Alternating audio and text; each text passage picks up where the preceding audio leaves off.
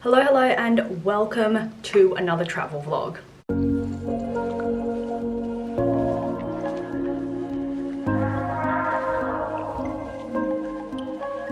I have honestly traveled so much this year. I feel like I said this when I talked about my Tasmania trip, but I am off again, and this time I'm headed abroad.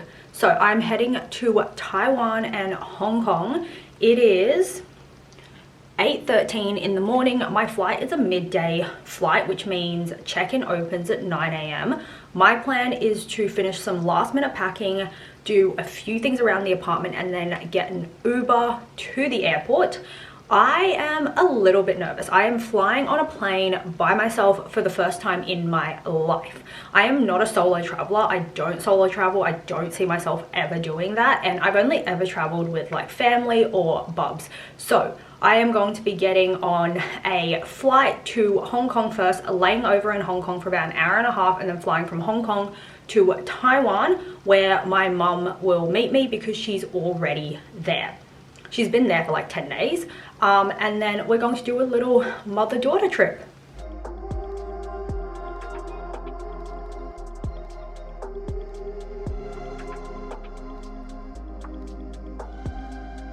So it is day one in Taiwan. I got in at like midnight, managed to make my connecting, but as a side note, if you are transferring through Hong Kong, there are 530 gates, and I have no idea why. But it is about 8 a.m. We're going to go downstairs to hotel breakfast, and then we're actually moving hotel today. This hotel was purely picked for convenience. It's 10 minutes from the airport. We did not want to make an hour journey anywhere at that hour of the morning.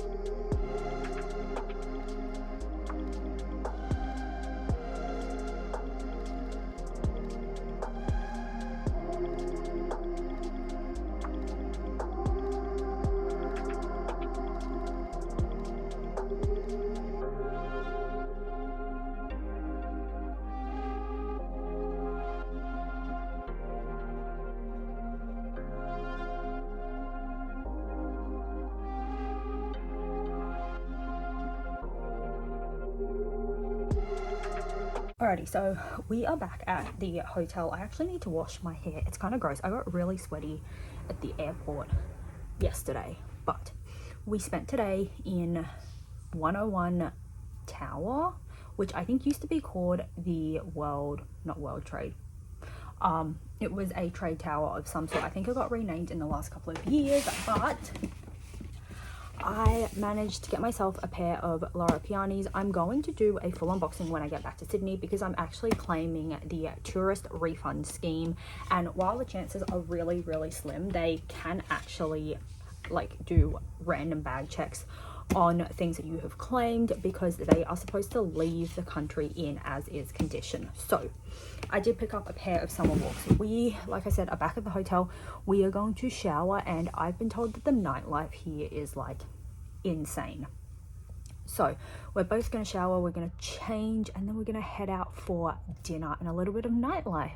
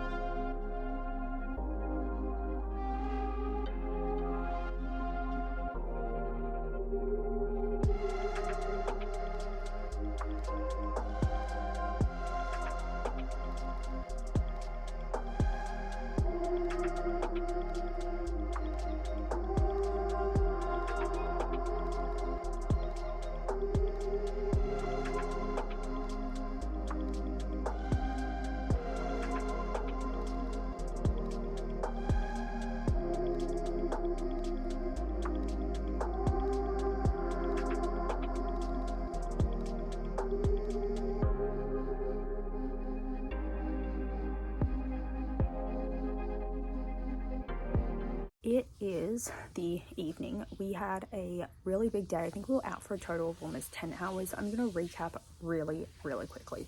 We left here at about 9 a.m. in the morning. We got breakfast close to where we're staying, and then we visited a memorial. I'm going to put the name down because I've got no idea how to say it. From there, we went to the National Library, and then downstairs in the basement, there is a restaurant. We got lunch there. And then from there, we made the almost 1 hour journey to Jiufen. So if you are ever in Taiwan, I would highly recommend visiting. It is definitely a little bit out of the way from Taipei, so it takes a little bit of time to get there. We took a train and then a 45-minute bus ride. Now, if you do go, my personal recommendation is go a little bit earlier in the afternoon. It is a tourist hotspot in the evening after sundown because all the lanterns turn on. If you go, say, like 2:30, which is the time that we got there, you get a chance to still shop around, talk to some of the locals, get to try some things. We did some really nice tea tastings. And then once it kind of gets really hectic, it's just trying to get through the crowd. You're literally just crowd shoving your way out. And so I think we left there around 6 o'clock, and then I think we left closer to 6:30, and then we made the almost like hour journey back to our hotel.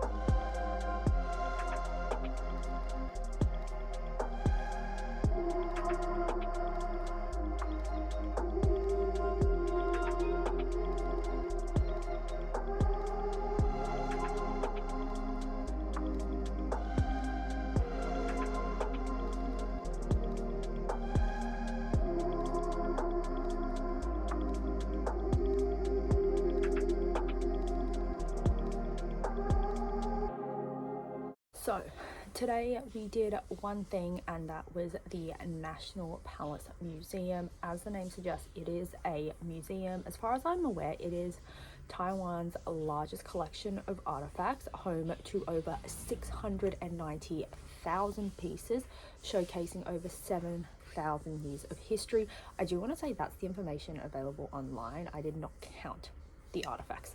Now, our tickets were $350, which I think converted into Australian is like 19 bucks, so it's definitely worth it. It's a 3-story building. Each story has between 8 to 12 different rooms. There is a lot of artifacts on the dynasties. I'm not going to get into the politics of it, but Taiwan being Chinese or formerly Chinese or whatever you want to think about it, because I actually don't know enough to have a stance on it, but there is a lot of history relating to the dynasties that existed. So in particular, I think the Song dynasty, the Tang dynasty, and the Qing dynasty is where a lot of the artifacts have come from. I think we left here like 10 this morning. And then we got there, and by the time we finished the first floor, it was already 1 o'clock. So we had lunch. If you are going, I would definitely say make a day trip out of it. We had lunch nearby. There are 3 restaurant options. Otherwise, you can bring your own food. And then we went back in, so you can pass out on your tickets. You can go out and come back in. You just do need to let the staff know that you have already scanned those tickets, because they won't scan a second time. And then we finished up on the 3rd floor, I think at like 4:30, went down to the souvenir shop and I picked something up to take home with me. I honestly didn't even discuss it with Bob, so he's gonna find out that we've got some artworks when I get home. Also, we did get a chance to see a very nice installation. It is a collaborative installation. Oh, why am I calling it installation? It's a collaborative collection between the National Palace Museum and Van Cleef and Arpels, and it honestly showcased some amazing pieces. I think we were in that section alone for like 45 minutes. They were absolutely gorgeous to look at, and it was a nice balance between like modern history and history going back to the dynasties, because the way that everything was done, it would be like a couple Van Cleef and Arpels pieces paired with like a couple pieces that belong to the National Palace Museum, and then they'd showcase it in a box together. And it was just nice to see kind of how there was some similarities between pieces, you know, made centuries apart.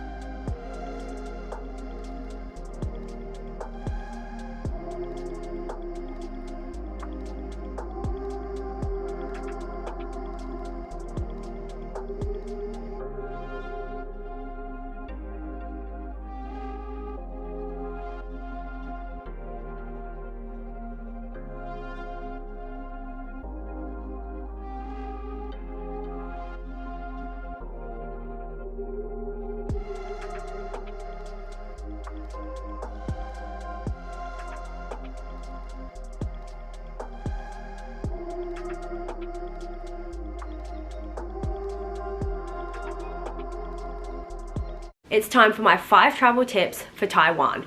Number 1, get yourself an Easy card. An Easy card is similar to an Opal card in Australia. It's used for travel.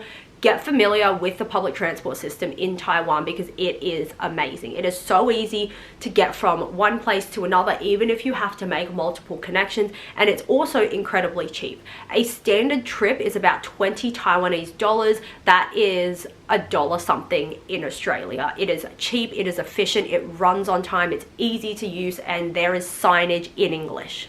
Number 2, bring a decent amount of cash with you. There is a lot of cash only businesses. I think this is applicable across all of Asia, but I say exchange it all in your home country because I think as someone who is Australian, and I think a lot of Americans may relate to this as well, there's a lot of times where you actually get a better exchange rate in your destination country because the AUD or the USD is more desired there. So for example, Thailand, when I went in 2023, I had friends exchanging for a significantly better rate in Thailand compared to what we had exchanged in Australia because they value the Australian dollar and they value the US dollar. Taiwan is not one of those countries. Exchange what you think you will need when you're in your home country because the exchange rates are kind of not that great. Number 3, the mornings are slow. Taiwan, a lot of the shops open really, really late. I think I say late as someone who is used to like businesses opening at like 9 a.m. in the morning. And when I say 9 a.m., I'm talking about like your shopping center businesses, not food. There's plenty of food options available early in the morning, but when it comes to like, if you want to go to H&M, they're not going to open at 9 a.m. They're not going to open at 10 a.m. There were stores that we were seeing that would start trading at 1 p.m. in the afternoon. Now, granted, they would trade all the way to 11 p.m. at night, but they are very, very slow mornings. People just aren't early birds, I guess, which goes into my 4th tip. Anywhere in Taiwan is incredibly busy at night. Taiwanese people generally live in really, really small spaces. Like their apartment spaces are tiny. There's minimal houses, like standalone housing. And usually multiple generations of one family will live in one dwelling. So they don't invite their friends over. They all go out. So the streets are jam-packed at night, which I think is one of the reasons why businesses trade so late, is because that's where they make the most money. But it is so busy. Be really, really prepared. We would prefer to like go shopping or whatever we did during the day, drop the things off to our hotel and then come back out, because then that way it's like one bag per person and you're not lugging around heaps of stuff and like running into people. And tip number 5, book your accommodation early, but also look like detailed into what you are booking. Taiwan has introduced a lot of, I think, sustainability and green initiatives. So there's a lot of things that you may usually expect covered that isn't covered. I'm going to use the hotel that we stayed in as an example.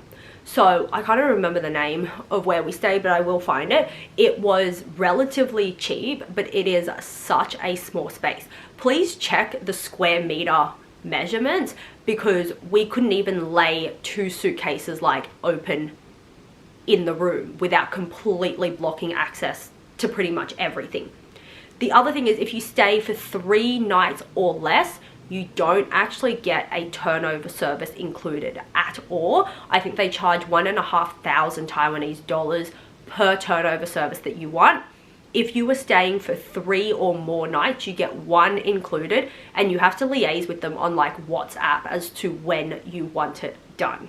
As part of the Sustainability Act that's been introduced, I think things like single-use toothbrushes, like a lot of the like shampoos and stuff that come in plastic bottles are no longer included as amenities, and I think that might be across the board. It's also worth mentioning that across the board, accommodation in Taiwan is incredibly small. Like the spaces are really, really packed, because that's how it is as a country. Taiwan has a huge population, and so that obviously affects the density and the size that the buildings can be.